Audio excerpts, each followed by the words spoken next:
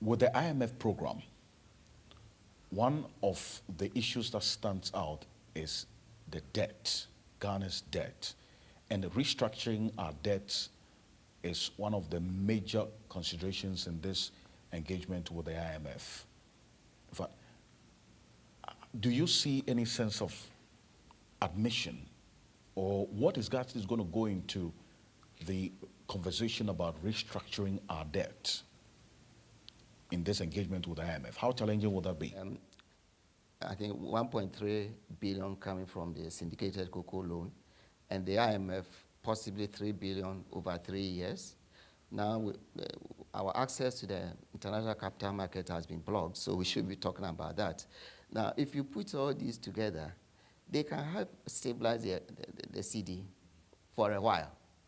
But the system will just swallow them up. You know, it will take up 6 months. In fact, Christmas is approaching. Importers are getting ready to make their orders. So they are waiting for these inflows to come. And they will go out demanding it. And they have, I mentioned the fact that if you issue too much of your currency also, and you don't back it with foreign exchange. So you ask yourself, where do even people get the cities to go and demand the foreign exchange? It is because we overissue it through the back door. You heard about Bank of Ghana, you know, granting $22 billion Cedi's loan to government over the first half year. You heard about that when the minister presented his mid-year budget. Now, that is a lot of money that has been injected into the system. When government gets money, they also spend it.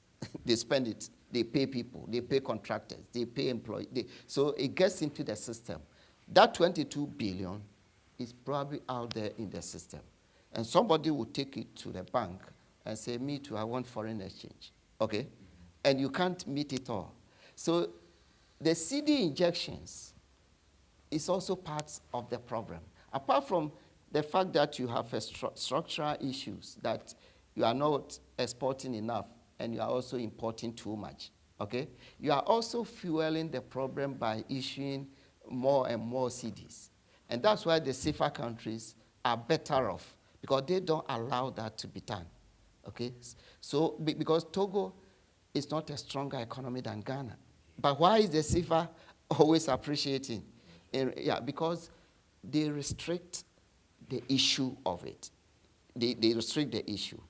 You know, France, the central bank, keeps their foreign exchange reserves and makes sure that before you issue CFAs, you have the backing, foreign exchange backing for it. Okay? That is it. So the structural issues and then the demand pressures that also come from you over issuing your currency.